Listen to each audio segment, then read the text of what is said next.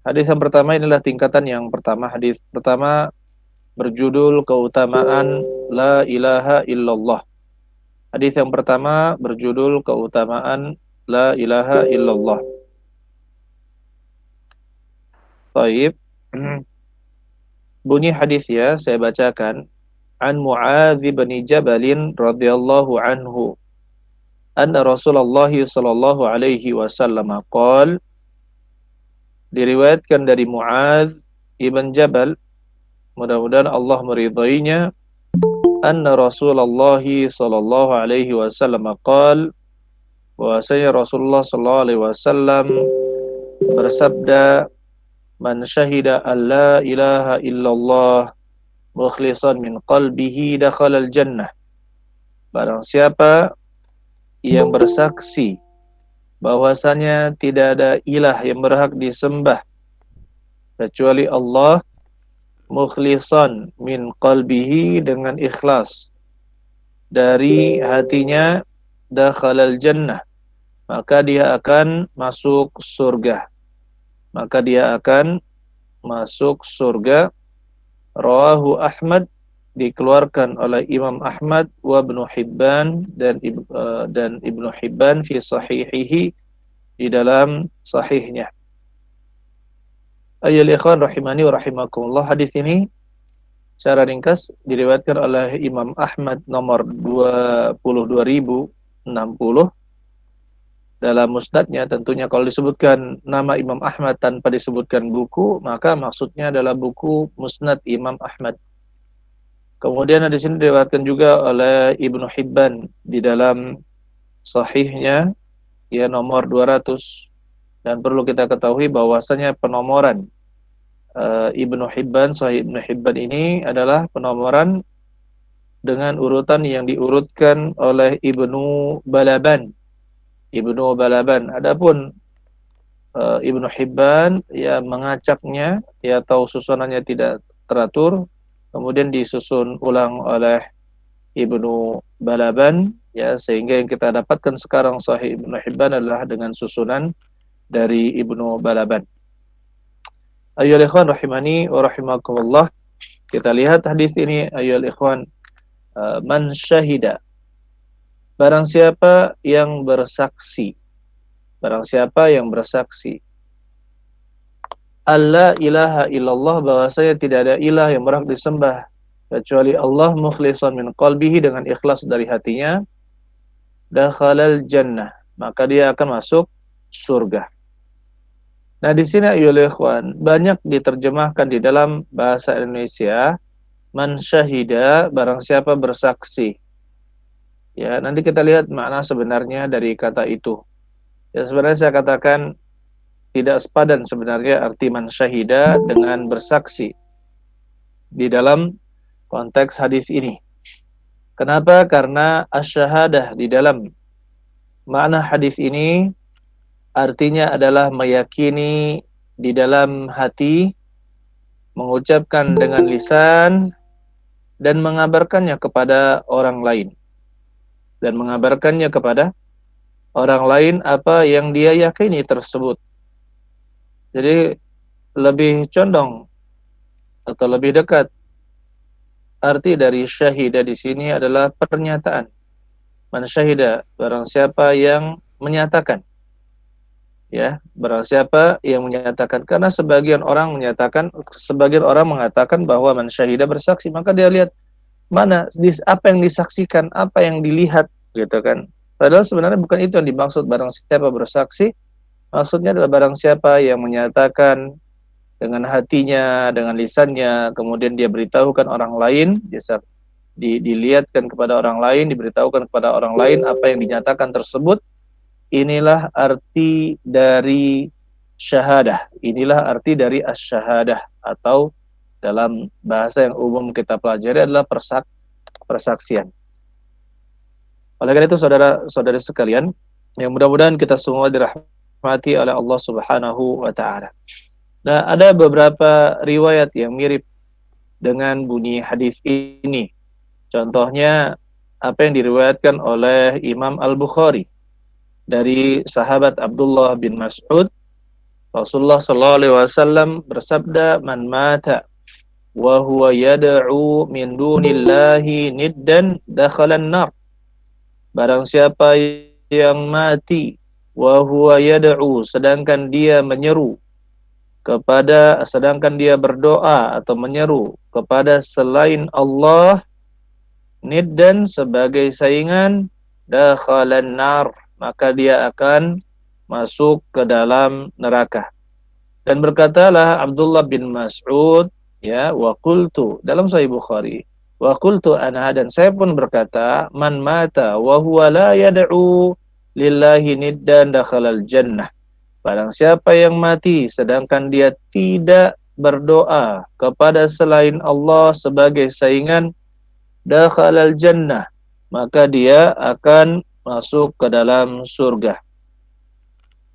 Ya, jadi ini menunjukkan bahwasanya kita harus benar-benar beribadah, menyerahkan ibadah kita hanya kepada Allah Subhanahu wa taala. Dan di dalam Sahih Muslim ada juga yang mirip dengan ini, kata Rasulullah sallallahu alaihi wasallam, "Man mata wa huwa ya'lamu annahu la ilaha illallah dakhalal jannah." Barang siapa yang mati dan dia tahu bahwasanya la ilaha illallah, tidak ada sembahan yang berhak disembah kecuali Allah, dakhalal jannah, maka dia akan masuk surga. Ayyuhal ikhwan rahimani wa rahimakumullah, saudara-saudari sekalian yang mudah-mudahan kita dirahmati oleh Allah Subhanahu wa taala. Kalau kita lihat arti la ilaha illallah, banyak di masyarakat kita mengartikan la ilaha illallah, tidak ada Tuhan selain Allah. Tidak ada Tuhan selain Allah. Padahal arti tersebut ya tidak tepat atau kurang tepat. Karena Tuhan-Tuhan itu banyak. Tuhan-Tuhan itu banyak. Ada Tuhannya agama ini, ada Tuhannya agama itu, ada yang menyembah patung dan dianggap sebagai Tuhan, ada yang menyembah sungai dianggap sebagai Tuhan, gunung, dan lain-lain. Mereka menyembah Tuhan-Tuhan. Oleh karena itu kalau dikatakan tidak ada Tuhan selain Allah, maka tidak tepat. Tuhan-Tuhan itu banyak, tetapi yang tepat dalam mengartikannya adalah tidak ada sembahan yang berhak disembah kecuali Allah. Tidak ada sembahan yang berhak disembah kecuali Allah. Karena arti ilah, la ilaha, ilah di situ artinya ma'luh. Ma'luh itu artinya ma'bud. Artinya apa? Ma'bud, yaitu yang disembah. Jadi kalau dikatakan la ilaha, tidak ada yang disembah. Ya, tidak ada sembahan. Maksudnya apa? Yang berhak disembah illallah, kecuali hanya Allah Subhanahu wa ta'ala. Jadi siapa yang memberikan penyembahannya kepada selain Allah Subhanahu wa ta'ala, maka dia telah berbuat syirik. Maka dia telah berbuat syirik, na'udzubillahi min dzalik. Kemudian ayyuhal ikhwan, ya, coba saya mau tanya juga ini kepada peserta Google Meeting. Apa lawan dari ikhlas? Ayo, siapa yang duluan menjawab? Silahkan. Ya. Apa lawan dari ikhlas? Kalau ikhlas itu artinya adalah memurnikan. Itu secara bahasa. Memurnikan. Ya, silahkan, saya tunggu jawabannya. Teman-teman di Rumah Quran Malang, silahkan dijawab di chatnya. Apa lawan dari ikhlas? Maka jawabannya adalah apa? Jaid, Masya Allah. Jawabannya adalah syirik. Jawabannya adalah syirik. Lawan dari ikhlas adalah syirik. Orang yang ikhlas artinya memurnikan ibadah hanya kepada Allah Subhanahu wa ta'ala.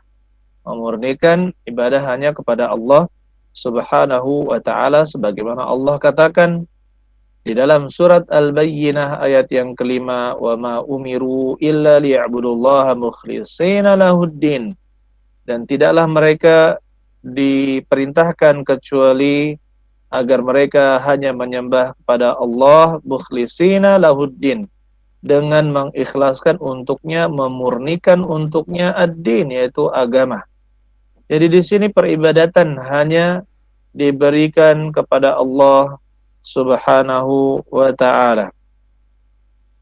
Saudara-saudara sekalian yang mudah-mudahan kita dirahmati oleh Allah Subhanahu wa taala, kalau dikatakan kesyirikan, maka kesyirikan itu ada dua makna secara umum. Ada makna yang sifatnya adalah am, umum, dan ada yang maknanya khusus. Ada yang maknanya khusus. Untuk makna yang umum, ayuhal ikhwan wal akhwat fillah, ya saudara pendengar Radio Roja Darussalam, ya mudah-mudahan kita semua dirahmati oleh Allah Subhanahu wa taala. Taib. Makna yang umum, kalau ditanya apa makna umum dari syirik, dia adalah taswiyatu ghairillahi fi syai'in min khasaisillah. Taswiyatu ghairillah billahi fi syai'in min khasaisillah. Dia adalah menyamakan yang selain Allah dengan Allah pada sesuatu yang menjadi kekhususan Allah. Dia menyamakan sesuatu yang bukan Allah dengan Allah pada sesuatu yang merupakan kekhususan Allah. Maka di sini makna yang lebih umum. Masuk ke dalam bentuk kesyirikan ini adalah kesyirikan yang bukan hanya pada ibadah, tetapi contohnya mengetahui ilmu gaib. Yang mengetahui ilmu gaib hanya Allah Subhanahu wa ta'ala. Apabila ada yang meyakini bahwa selain Allah memiliki ilmu gaib, maka sesungguhnya dia telah berbuat syirik. Begitu pula orang yang mengetahui masa yang akan datang, seperti dukun, maka dia telah berbuat syirik. Kenapa? Yang mengetahui apa yang akan terjadi di masa yang akan datang hanyalah Allah. Kemudian Allah memberitahu kepada sebagian makhluknya apa yang akan terjadi di masa yang akan datang. Ini syirik secara umum. Dia termasuk ke dalamnya, di dalamnya syirik dalam ibadah.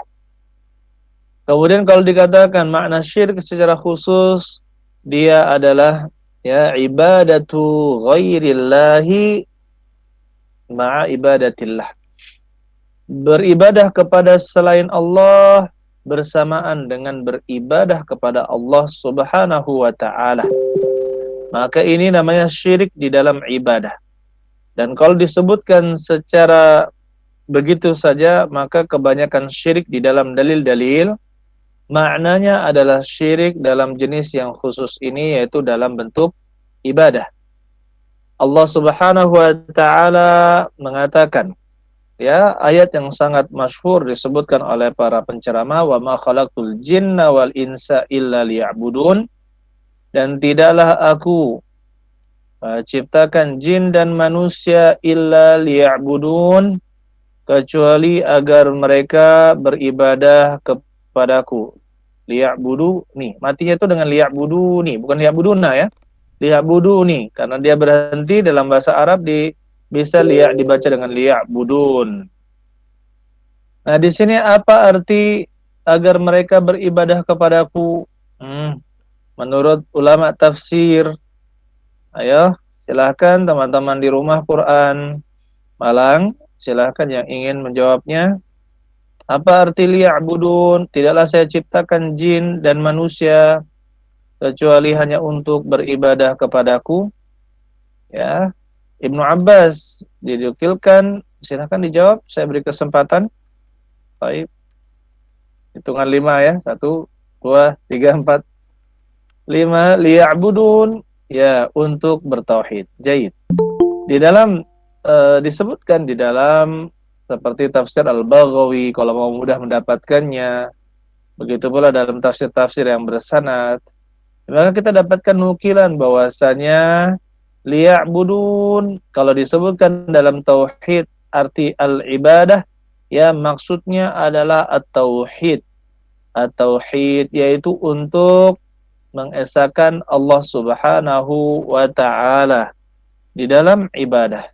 Jadi tidak diberikan kepada yang lain. Saudara-saudari sekalian yang mudah-mudahan kita dirahmati oleh Allah Subhanahu wa taala. Dan di dalam hadis ini kita dapatkan faidah ya dari man syahida alla ilaha illallah mukhlishan min qalbihi dakhalal jannah, barang siapa yang menyatakan bahwasanya tidak ada ilah yang berhak disembah kecuali Allah mukhlishan min qalbihi, dengan ikhlas ya di dalam hatinya, dakhalal jannah, maka dia akan masuk surga. Maka orang yang benar-benar menyatakan dengan ikhlas dan tidak ada kesyirikan di dalam hatinya, maka Allah Subhanahu wa taala akan memasukkannya ke dalam surga.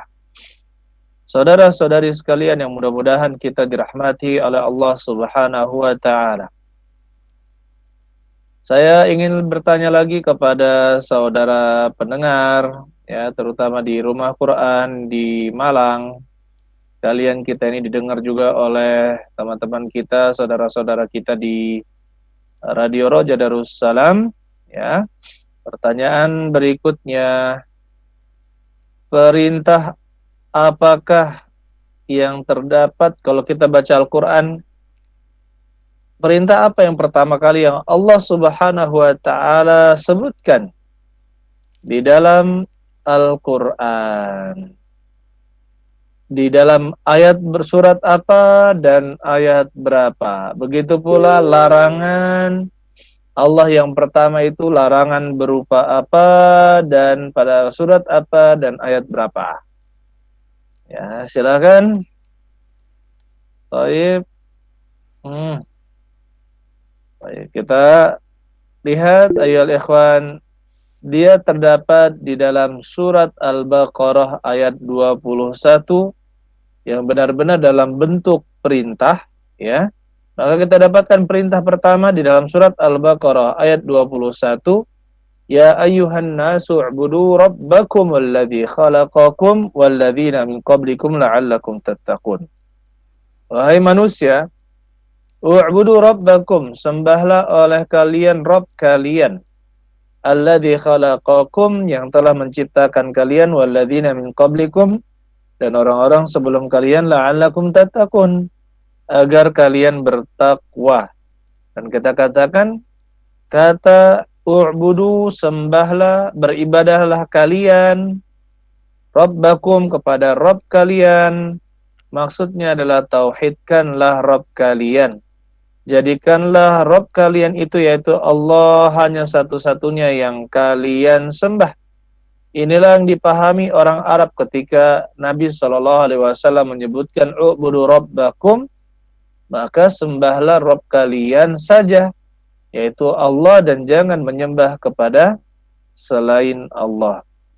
Kalau ditanya apa larangan pertama, kalau dalam susunan Al-Quran yang kita dapatkan dari awal sampai akhir, maka kita dapatkan larangan yang pertama kali dengan bentuk larangan ya adalah dalam surat Al-Baqarah ayat 22, fala taj'alu lillahi andada wa antum ta'lamun, dan janganlah kalian menjadikan untuk Allah ada saingan-saingan, wa antum ta'lamun, sedangkan kalian mengetahuinya.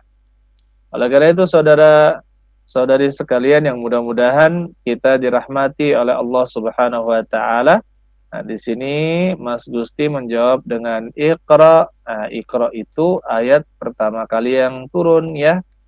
Nah, yang kita tanyakan kalau kita lihat dari Al-Qur'an susunannya dari surat Al-Fatihah sampai akhir, maka perintah pertama itu dalam surat Al-Baqarah ayat 21, kemudian larangan pertama dalam surat Al-Baqarah ayat 22, yang semuanya berbicara tentang wajibnya beribadah hanya kepada Allah Subhanahu wa taala, dan pada ayat yang ke-22 larangan berbuat syirik.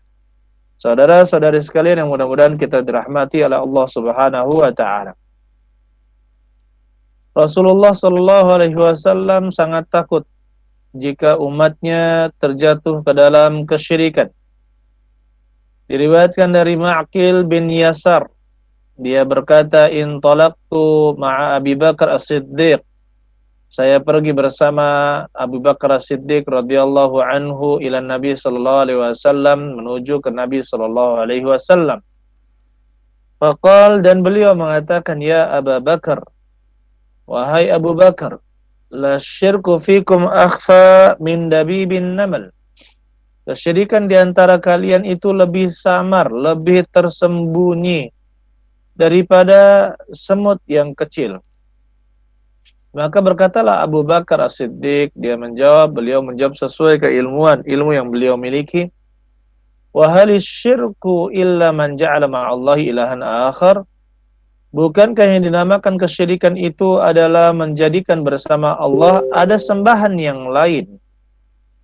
Jadi di sini kita pahami bahwa yang dipahami oleh Abu Bakar As-Siddiq adalah ya menjadikan bersama Allah ada sembahan yang lain. Maka Nabi sallallahu alaihi wasallam katakan, "Walladzi nafsi biyadihi lasyirku akhfa min dabibin namli." Kesyirikan pada kalian demi Allah, demi yang jiwaku berada di tangannya, benar-benar kesyirikan itu lebih samar min dabibin namal. Ya, dari semut yang kecil. Jadi para ulama hadis juga menyebutkan bahwa seorang bisa saja terjatuh ke dalam kesyirikan tanpa dia sadari, ya, tanpa dia sadari. Bahkan seorang bisa saja mengatakan satu kata yang menyebabkan dia terjungkal ke dalam neraka. Ya, padahal dia tidak tahu itu adalah suatu kesyirikan. Dia hanya bermain-main mungkin, atau memang dia hanya ikut-ikutan mengucapkan perkataan-perkataan yang sangat berbahaya, ternyata perkataan syirik atau pernyataan kufur, sehingga dia terjatuh ke dalam neraka jahanam akibat satu perkataan yang dia ucapkan. Kemudian Nabi Shallallahu alaihi wasallam mengajarkan kepada Abu Bakar Siddiq, ala adulluka ala syai'in idza qultahu dhahaba anka qaliluhu wa kathiruh. Maukah saya tunjukkan sesuatu yang jika engkau mengatakannya maka akan hilang kesyirikan darimu, baik sedikit maupun banyaknya. Nabi sallallahu alaihi wasallam mengatakan, qul Allahumma inni a'udzubika an usyrika bika wa ana a'lamu wa astaghfiruka lima la a'lam. Allahumma inni a'udzubika, ya Allah, sesungguhnya aku a'udzubika, berlindung kepadamu, an usyrika bika, dari berbuat syirik kepadamu, wa ana a'lamu, sedangkan saya mengetahuinya, wa astaghfiruka lima la a'lamu, dan saya mohon ampun kepadamu, lima la a'lamu, atas apa yang aku tidak ketahui. Saudara-saudari sekalian yang mudah-mudahan kita dirahmati oleh Allah Subhanahu wa ta'ala, begitu pula Nabi sallallahu alaihi wasallam mengatakan tentang syirik kecil, inna akhwafa ma akhafu alaikum asyirkul asghar. Sesungguhnya yang paling saya takutkan pada diri kalian adalah syirik kecil. Qalu ya Rasulullah wa ma syirkul asghar. Mereka berkata, ya Rasulullah, apakah syirik asghar itu?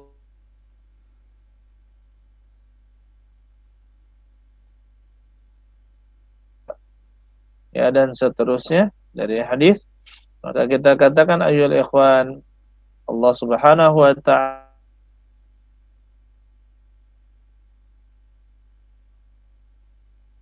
untuk selalu memperhatikan permasalahan ini dan jangan menganggapnya sebagai permasalahan yang ringan. Karena coba lihat, Nabi Ibrahim alaihi salam sangat takut terjatuh ke dalam kesyirikan.